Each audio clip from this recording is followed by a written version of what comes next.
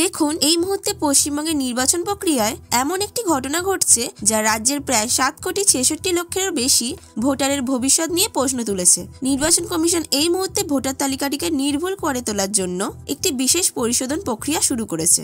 এর নাম দেওয়া হয়েছে স্পেশাল ইন্টেন্সিভ রিভিশন, সংক্ষেপে SIR। এই প্রক্রিয়া শুরু হয়েছিল রাজ্যের প্রতিটি ভোটারের কাছে এনুমেরেশন ফর্ম বিতরণের মাধ্যমে। এই ফর্ম বিতরণের হার ছিল প্রায় 100%। 7,64,00,000 বেশি ভোটারের কাছে এটি পৌঁছেছে, যা প্রায় 99.8%। ফর্ম জমা দেওয়ার শেষ তারিখ ছিল 4 ডিসেম্বর। এতদূর পর্যন্ত সব ঠিকই ছিল, কিন্তু আসল জটিলতা তৈরি হয় যখন ফর্মগুলি কম্পিউটারে তোলার কাজ অর্থাৎ ডিজিটালাইজেশন শুরু হয়। কমিশন জানাচ্ছে এ পর্যন্ত 6 কোটির বেশি ফর্ম ডিজিটাইজড হয়েছে, যা মোট ফর্মের প্রায় 78%। আর এই প্রাথমিক ডেটা প্রক্রিয়াকরণের পরই একটি বিশাল সংখ্যা সামনে এসেছে, 26 লক্ষ। নির্বাচন কমিশনের নিজস্ব রেকর্ডের সঙ্গে এতগুলো ভোটারের নামের কোনো মিল খুঁজে পাওয়া যাচ্ছে না।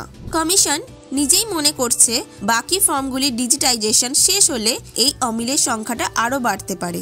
আমাদের বুঝতে হবে 26 লক্ষ নাম অমিল হওয়া মানে এটি কোনো সাধারণ ডেটা বা ত্রুটি নয়, এটি গভীর উদ্বেগ ও আতঙ্কের জন্ম দিচ্ছে। প্রশ্ন হলো, এই মানুষগুলোর ভোটাধিকার কি তাহলে বাতিল হতে চলেছে? কমিশন কেন পুরনো তথ্যের ভিত্তিতে যাচাই করছে? আর আপনার নাম বা আপনার বাবা মায়ের নাম না মিললে আপনার জন্য কি অপেক্ষা করছে? এই সমস্ত রহস্যের সমাধান করব আজকের এই ভিডিওতে। তাহলে চলুন দেরি না করে শুরু করা যাক। এই বিশাল সংখ্যক অমিলের খবর শুনে স্বাভাবিকভাবে আমাদের মনে প্রশ্ন আসছে, এই ম্যাপিং জিনিসটা আসলে কি, আর কেনই বা এত ভোটারের নাম মিলছে না? দেখুন, ম্যাপিং হলো কমিশনের একটি নিবিড় ডেটা যাচাই প্রক্রিয়া, যেখানে আপনার আজকের ভোটার তালিকার তথ্যটিকে একটি নির্দিষ্ট বেসলাইনের সঙ্গে মিলিয়ে দেখা হচ্ছে। আর সেই বেসলাইন হলো 2002 সালের স্পেশাল ইন্টেন্সিভ রিভিশন তালিকা। কারণ পশ্চিমবঙ্গে শেষবার এমন বিস্তারিত সংশোধন হয়েছিল এই সময়ই। কমিশনের নিয়ম খুব স্পষ্ট, যদি আপনার নাম এই দুটি তালিকাতেই হুবহু মিলে যায় তবে আপনার তালিকাভুক্তি নিয়ে কোনো প্রশ্ন নেই। আরো গুরুত্বপূর্ণ বিষয় হলো, কমিশন একটি নিরাপত্তা জাল তৈরি করেছে।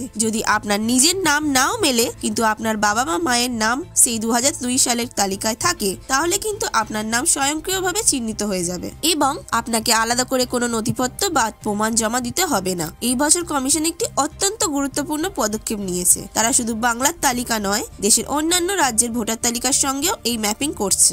এর উদ্দেশ্য স্পষ্ট, অভ্যন্তরীণ অভিবাসনের কারণে যারা আগে অন্য রাজ্যে তালিকাভুক্ত ছিলেন এবং এখন বাংলায় এসেছেন, তারাও যেন দেশের নাগরিক হিসেবে বাদ না পড়েন। কিন্তু আসল জটিলতা শুরু সেখানেই, যেখানে এই 26 লক্ষ ভোটারের নিজেদের বা পরিবারের কারণ নামেরই কোনো সূত্র পুরনো তালিকার সঙ্গে খুঁজে পাওয়া যাচ্ছে না। এই অমিল মানেই তাদের জন্য অপেক্ষা করছে চূড়ান্ত পরীক্ষা, যাকে আমরা শুনানি বা SIR হিয়ারিং বলছি।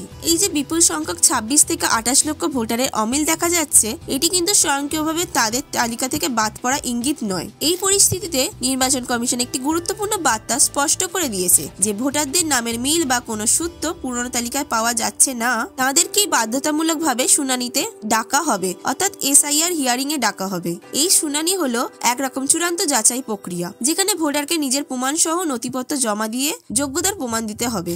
যদি আপনার দাখিল করা নথি নিয়ম মেনে গ্রহণযোগ্য হয়, তবেই আপনার নাম 2026 সালে চূড়ান্ত তালিকায় উঠবে। কিন্তু যদি আপনি প্রমাণ দিতে ব্যর্থ হন, তাহলে কিন্তু নাম বাদ পড়ার ঝুঁকি থেকেই যাচ্ছে। বিশেষজ্ঞরা মনে করছেন, ম্যাপিং এর এই অমিলের কারণে প্রায় 20 থেকে 30 লক্ষ ভোটারকে এই শুনানির নোটিশ পেতে হতে পারে। তবে আমাদের বুঝতে হবে, এই বিপুল সংখ্যক অমিলের পেছনে কিন্তু শুধু ত্রুটি নয়, কিছু স্বাভাবিক জনতাত্ত্বিক কারণও রয়েছে।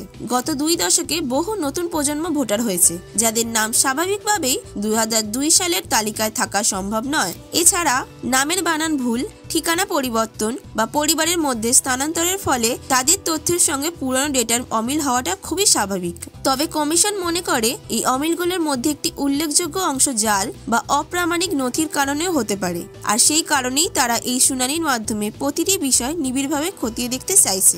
এই বিপুল সংখ্যক অমিলের চ্যালেঞ্জ মোকাবিলা করার জন্য নির্বাচন কমিশন এখন প্রযুক্তির ওপর ভরসা রাখছে। তারা এখন কাজ চালাচ্ছে বিগ ডেটা এবং উন্নত অ্যালগোরিদমের সাহায্যে। প্রাথমিক ডিজিটাইজেশন ইনভেস্টিগেশনে দেখা গেছে যে 28 লক্ষ ভোটারের ম্যাপিং সম্ভব হয়নি। তার মধ্যে প্রায় 9 লক্ষ ভোটারকে কমিশন মৃত হিসেবে চিহ্নিত করেছে। এর ফলে এই নামগুলি তালিকা থেকে বাদ যাওয়া অনেকটাই নিশ্চিত। বাকি যে 19 লক্ষ ভোটার রইলেন তাদের কমিশন ডুপ্লিকেট অর্থাৎ সদৃশ্য, শিফটেড অর্থাৎ স্থানান্তরিত বা অ্যাবসেন্ট অর্থাৎ অনুপস্থিত অর্থাৎ ADS ক্যাটাগরিতে ফেলেছে। আর এখানেই শুরু হচ্ছে কমিশনের আসল প্রযুক্তিগত যাচাই পর্ব।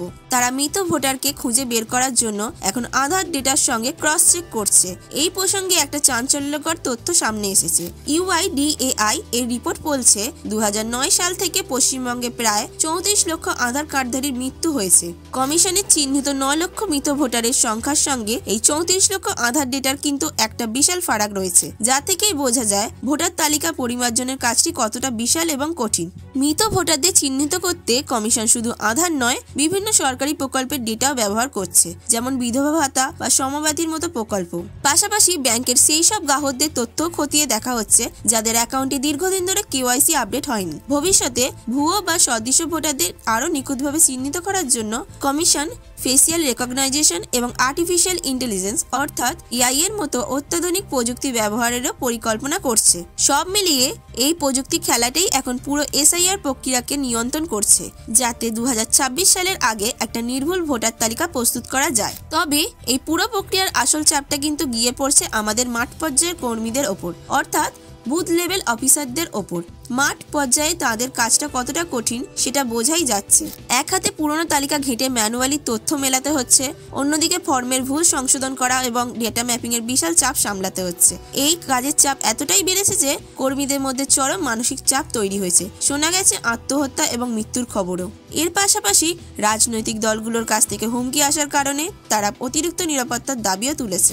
এই কঠিন পরিস্থিতির মাঝেও প্রশাসনিক ত্রুটি দেখা দেয়। কিছুদিন আগে BLOদের অ্যাপ থেকে ভুল সংশোধনের অপশনও সরিয়ে দেওয়া হয়েছিল, যার কারণে তাদের কাজ আরো কঠিন হয়ে দাঁড়ায়। অবশেষে পরিস্থিতি বিবেচনা করে কমিশন বাধ্য হয়ে BLOদের জন্য অতিরিক্ত 5 দিনের কারেকশন উইন্ডো দিয়েছে, যাতে তারা অসম্পূর্ণ বা ভুল তথ্য সংশোধন করতে পারেন।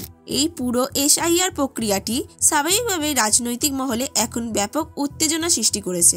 একদিকে বিজেপি এই বিশাল অমিলের সংখ্যাকে কাজে লাগিয়ে অনুপ্রবেশ তথ্যের ওপর জোর দিচ্ছে, যা মূলত অবৈধ ভোটারদের তালিকা থেকে বাদ দেওয়ার দাবিকে শক্তিশালী করছে। অন্যদিকে তৃণমূল কংগ্রেস উল্টো অভিযোগ তুলছে। তারা বলছে কমিশন নাকি নীরব অদৃশ্য কারচুপির চেষ্টা করছে, অর্থাৎ জীবন্ত এবং যোগ্য নাগরিকদের মৃত বা অস্তিত্বহীন হিসাবে চিহ্নিত করে তালিকা থেকে বাদ দেওয়ার চেষ্টা চলছে। এই সব অভিযোগের ভিড়ে নির্বাচন কমিশনকে কিন্তু তার নিরপেক্ষতা কঠোরভাবে বজায় রেখে এগিয়ে যেতে হচ্ছে। শেষ কথা এটাই, যদি আপনার বা আপনার পরিবারের নাম পুরনো তালিকায় না মেলে তাহলে আতঙ্কিত হবেন না। এই শুনানি আপনার জন্য একটি গুরুত্বপূর্ণ পরীক্ষা, তাই আপনার সমস্ত নথিপত্র প্রস্তুত রাখুন, কারণ এই SIR প্রক্রিয়া শুধু একটি প্রশাসনিক কাজ নয়, এটি রাজ্যের নির্বাচনী ইতিহাসের জন্য এক অত্যন্ত বড় চ্যালেঞ্জ। আজকের ভিডিওটি কেমন লাগলো তা অবশ্যই আমাদের কমেন্ট বক্সে কমেন্ট করে জানাতে ভুলবেন না, এবং ভিডিওটি যদি একটুও ভালো লাগে তাহলে অবশ্যই একটি লাইক করে দেবেন এবং বন্ধুদের কাছে শেয়ার করে দেবেন। আর আমাদের চ্যানেলে যদি নতুন হয়ে থাকেন আমাদের চ্যানেলটিকে সাবস্ক্রাইব করে রাখবেন। তাহলে আজকের মতো এতটুকুই, ফিরে আসবো আবার নতুন কোনো ভিডিও নিয়ে। ততদিনের জন্য ভালো থাকবেন, সুস্থ থাকবেন, ধন্যবাদ।